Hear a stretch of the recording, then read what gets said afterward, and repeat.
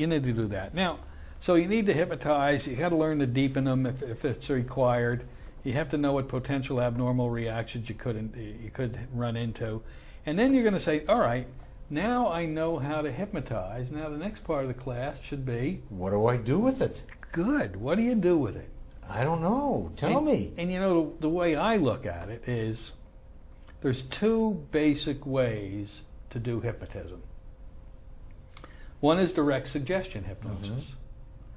And if I asked a really good hypnotist out there, and I'm sorry, the other one is regression hypnosis to the cause of the problem. Now, if I asked the really good, successful hypnotists out there this question, if I said to them, what percentage of your work is done in regression work and in direct suggestion? Now, you've talked to a lot of people, and I know that you can address this too, at conventions, especially when we talk to people. What do you think the statistics would be? Well, I would imagine, Jerry, if you, like at a convention or something, you ask people, I would imagine you would be somewhere around 90–95% direct suggestion from most hypnotists out there. I agree. Now, so let's talk about direct suggestion. Direct suggestion is historically what people think hypnosis is. It's you hypnotize somebody, you read them a script, and then you send them home with a reinforcement tape. Now, if your school is teaching you that, let me just get right to the point here. And only that. And only that you hypnotize them using a progressive relaxation induction, you read them a script, you pat them on the head, and maybe give them a self-hypnosis tape to listen to at home, you are going to the worst possible training you could ever go to. Would you agree? I agree 100%. I mean, you're teaching people how to take a little bit of edge off of a problem. Yeah.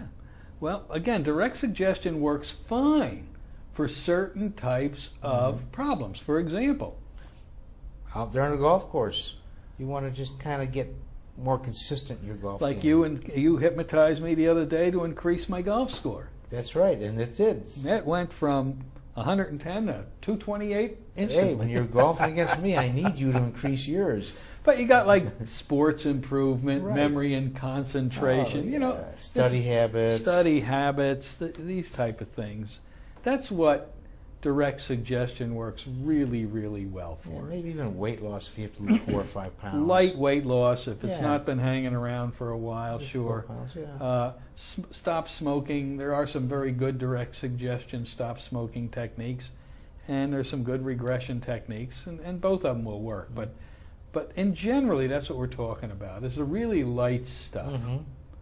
On the other hand, regression work is required if you're going to be working on the deeper problems. When you see, what I like to say is direct suggestion deals with light problems, not the deep, difficult things that we work with, you see. And most problems that people use direct suggestion for really are the deeper problems, and all they're dealing with is a symptom. That's right. For example, somebody comes to you for depression. Depression is a symptom. It's not the problem. And the most they can do is maybe, like reduce it slightly. Amplify the effect of the Zoloft? Right. Yeah, exactly. Or alcoholism. You know, you're not going to read somebody. I go crazy, absolutely crazy, when I see people on the internet board saying, I got a new client coming in, and they're coming in for a phobia. Does anybody have a good script? Or somebody that's depressed, does anybody have a good script? There's no such thing as a good script for these problems, because scripts don't work. Well, first of all, no two people come in with the exact same situation. That's right. So the second part of your hypnosis training should be heavily, and I mean heavily, leaning toward the regression work, which you're going to need to find the source of the problem. So when you do the regression work, it's how to regress somebody back to the cause of the problem, and how to be prepared to handle an abreaction. That's the reliving of a traumatic, actually not even reliving, it's happening for the first time again, of this causal event, whether it's a rape or combat or being hit by a bus or whatever it may be. Or something simple like a parent just accidentally saying something wrong to a child. Why can't you be like your brother? Right. Just something very simple that seems But it can be anything from totally wildly emotional down to something that seems benign. relatively insignificant.